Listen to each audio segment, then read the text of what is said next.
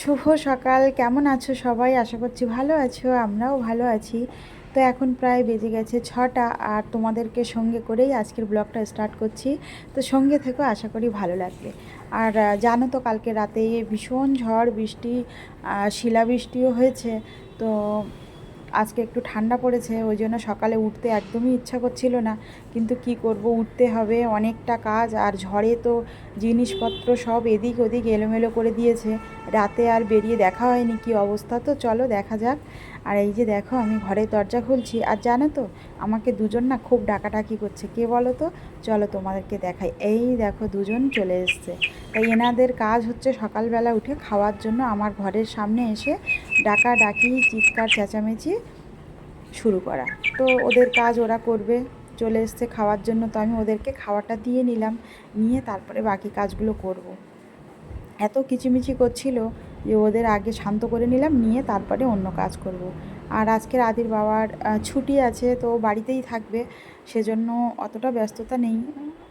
মানে ধীরে ধীরে কাজগুলো করছি।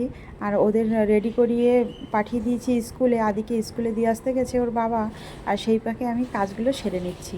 তো দেখো, কালকে রাতে আর কোনো কাজ করিনি, বৃষ্টি হচ্ছিল বলে বাসন টাসন কিছু মাজিনি, গ্যাস ট্যাসও কিছু পরিষ্কার করিনি।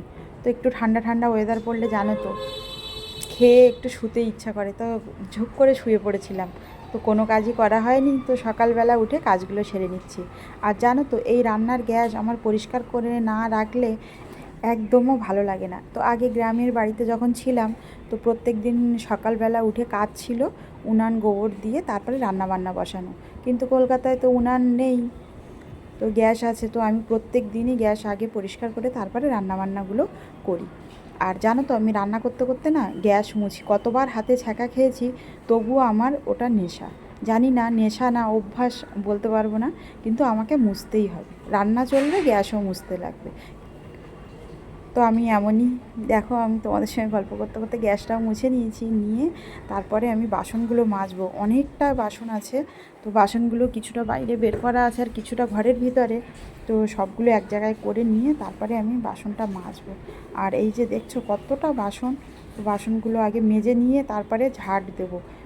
বাইরের পরিস্থিতি ভীষণ খারাপ, যত রাস্তার পাতা সব জড়ো করেছে আমার ঘরের সামনে, আমাদের ফ্ল্যাটের ভিতরে, তো এগুলো আমাকে পরিষ্কার করতে হবে। তো ভাবছি কাল দিনই পরিষ্কার করলাম এত কষ্ট করে, আবার আমার পরিষ্কার করাটাই বেকার হয়ে গেল। আজকের আবার আমাকে পরিষ্কার করতে হবে। আবার শুনছি যে এ কদিন নাকি ঝড় বৃষ্টি এখনও হবে। কত পরিষ্কার করব, কিন্তু কি করব, পরিষ্কার করতে হবে, নোংরাভাবে আমি থাকতে পারি না। তো সেজন্য পরিষ্কার তো অবশ্যই করতে হবে। আর দেখো আমি বাসনগুলো মেজে নিচ্ছিলাম, নিয়ে তারপরে আমি ঝাঁট দেবো, পরিষ্কার করব। আর জানো তো বাইরে জামা কাপড় কিছু ছিল, সব হাওয়ায় নিচে ফেলে দিয়েছে। তো সেই জামা কাপড়গুলো ধুতে হবে, আগে বাসনগুলো মেজে রাখি, তারপরে ওগুলো করব।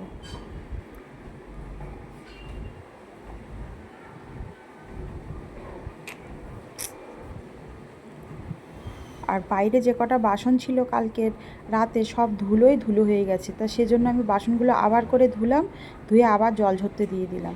আর বাসনগুলো মেজে জল ঝরতে দিয়ে দিলে না, বাসনের গায়ে যে একটা জলের ছোপ পড়ে, সেই দাগটা থাকে না। আর ওই বাসনে জল শুদ্ধ নিয়ে ঘরে রেখে দিলে সমস্ত ঘর জল টপ টপ করে পড়ে ভিজে যায়। আর আমার তো ছোট্ট একটা ঘর, তো একটু জল পড়লেই আর পা দেওয়ার জায়গাই থাকে না। তো সেজন্য আমি বাসনগুলো আগে মেজে জল ঝরিয়ে তারপরে ঘরে নিয়ে যাই। তো বাসন মাজতে মাজতে আমার ঝুড়ি ভরে গেছে, এক ঝুড়ি বাসন হয়েছে। এত বাসন কোনো দিনও হয় না। এই যে বললাম না কালকে রাত্রে মাজেনি, কালকে রাত্রে মাজবো, এত বৃষ্টি আর ঝড় হচ্ছিল আর বজ্র পড়ছিল ভয়ে, আর বাইরে বেরোইনি আর মাজিও নি। তো যাই হোক, বাসনগুলো আপাতত মাজা কমপ্লিট হলো। এবার যাব ঝাঁট দেওয়ার দিকে, দেখি কি অবস্থা। আমাদের এদিকে তো প্রচণ্ড ঝড় বৃষ্টি হলো, সঙ্গে শিল পড়লো। আর জানো তো শিল না অনেক দিন পরে পড়েছে। কোন ছোটোবেলায় একবার শিল পড়া দেখেছিলাম, আর ধরে ধরে সেই সময় না শিলগুলো ধরে ধরে খেয়েছিলাম। কিন্তু তখন তো অত কিছু বুঝতাম না, ছোট ছিলাম, তো খুব আনন্দ করেছিলাম। আর কালকে জানো তো আদিও একটু শিল দেখার জন্য খুব মানে ছটফট করছিল, কিন্তু আমাদের এখানে তো শিল পড়েছে, পড়ে অতটা দেখাও যায়নি, আর প্রচণ্ড ঝড় হচ্ছিলো বলে আমি ওকে বাইরে বেরোতে দিইনি। তো তো অনেক দিন পরে আবার শিল পড়লো। তো তোমাদের ওদিকে কাদের কাদের ওদিকে শিল পড়েছে অবশ্যই জানিও। আর এই যে দেখছো, বললাম না জামা কাপড়গুলো সব ফেলে দিয়েছে নিচে, তো কালকের হাওয়ায় এই জামা কাপড়গুলো পুরো মাথা করে ছড়িয়েছে। দেখছো জামা কাপড়গুলো আবার ধুতে হবে, ধোয়া জামা কাপড় আবার আমার ডবল খাটনি করতে হবে। আর এই যে দেখছো, এটা আমার আদি বানিয়েছে, খেলা করবে বসার জন্য, তো বানিয়েছে, সেটাকে উড়িয়ে নিয়ে চলে গেছিলো। তো আমি আবার নিয়ে এসে ভালো করে রেখে দিলাম, দিয়ে এবার ঝাড় দেবো। তো মানে বাইরের পরিস্থিতি প্রচণ্ড খারাপ, এখনও মেঘ অন্ধকার করে আছে, জানি না বৃষ্টি হবে কি না। তো মেঘ অন্ধকার করে আছে, বৃষ্টির কোনো সেভাবে দেখা নেই, শুধু ঝড় আর ঝড় আর ধুলো। জানো তো কলকাতা ধুলোর রাজা, একটু হাওয়া হলো কি না হলো ধুলোয় ঘর ভরে গেছে। আর এই দেখো রাস্তার কোথাকার পাতা আমার ঘরের ভিতরে কিছু, ঘরের বাইরে কিছু, এই করে সারা ঘর পাতা লতা ছড়িয়ে রয়েছে। তো চলো ঝাড় দিয়ে নেই, অনেকটা জায়গায় ঝাড় দিতে হবে, তো এটা আমার রোজকার কাজ। তো কালকেরও পরিষ্কার করেছিলাম, হাতটা বড্ড ব্যথা, আবার আজকের পরিষ্কার করতে হচ্ছে।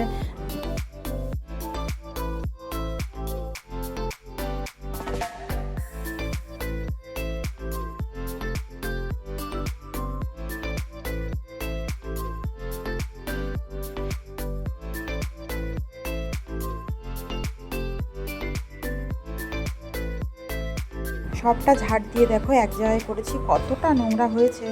এখনও পিছনের দিকটা ঝাড় দিতে বাকি আছে। তো হাওয়া এখনও হচ্ছে, আমার হয়তো কালকের আবারও ঝাড় দিতে হবে। তো যাই হোক, দেখো নোংরাগুলো পরিষ্কার করে ফেলি। আর বৃষ্টি হয়ে একটা দিক দিয়ে ভালো হয়েছে, আমার এই গাছগুলো দেখো কেমন একটু পোকা হয়ে গেছিলো সারা গাছ, আর গাছগুলো কেমন সাদা মতো হয়ে গেছিলো। তো বৃষ্টি হয়ে ধুয়ে গেছে, আর পাতাগুলো কত সুন্দর সবুজ দেখাচ্ছে। আর এইরকম পোকা কেন হয়েছে জানি না, আগে ছিল না, হঠাৎ দেখছি গাছগুলোই পোকা ভরে গেছে। তো তোমরা যদি কেউ এর রেমেডি কিছু জানো অবশ্যই একটু বলো। আর দেখছো আমার নয়নতারা গাছটাকে আমি কেটে দিয়েছিলাম ইউটিউবের ভিডিও দেখে, যে কেমন করে ঝাঁকড়া করতে হয়, তো খুব সুন্দর ঝাঁকড়া হয়েছে। আর এই যে গাছগুলো দেখছো, এই দেখো পিছনের দিকে এই অবস্থা, এখনও ঝাড় দিতে হবে। আর চলো তোমাদেরকে একটা জিনিস দেখাই, এটা কী গাছ কেউ বলতে পারবে? এটা হচ্ছে বেল গাছ। তো জানো এখানে না বেল পাতা তো কোথাও পাওয়া যায় না, একটা বেল পাতার জন্য হলেও সেই বাজারে যেতে হয়। তো সেজন্য আমাকে একজন বেল খেতে দিয়েছিল, তো সেই বেলের দানা বের করে শুকিয়ে আমি এই যে চারা করতে দিয়েছি। তো চারাগুলো খুব সুন্দর হয়েছে, বড় হলে একটা বড় টবে লাগাবো। আর দেখো তোমাদের সঙ্গে গল্প করতে করতে আমি চলে গেছিলাম দোকানে। তো সকালের ব্রেকফাস্ট করার জন্য দোকানে ব্রেডটা ফুরিয়ে গেছিলো, তো দোকানে যাব চলো। তো দেখো আমি দোকানে চলে এসেছি ব্রেড নিতে, আর এই যে ব্রাউন ব্রেড নিয়েছি, নিয়ে এবার বাড়ি যাচ্ছি, গিয়ে সকালের ব্রেকফাস্টটা তৈরি করব।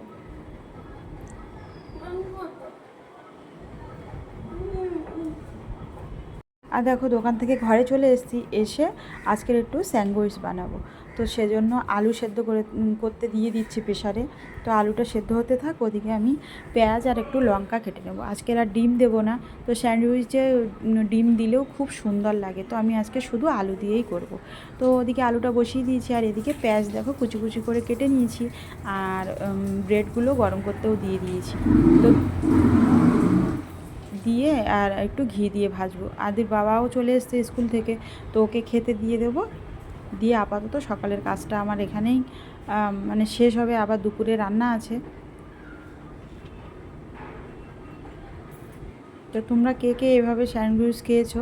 তো কেউ যদি না খেয়ে থাকো একবার খেয়ে দেখবে, খুবই সুন্দর। আর এই যে দিয়ে দিয়েছি, উনি খেতে লেগে গেছে। সকাল থেকে প্রচুর কাজ করেছি, ভীষণ কষ্ট হচ্ছে, আর ভিডিওটি বড় করব না, আজ তাহলে আসি, আবার কাল দেখা হবে। তো ভিডিও কেমন হচ্ছে তোমরা অবশ্যই কমেন্ট করে জানিও, আর সবাই ভালো থেকো, সুস্থ থেকো।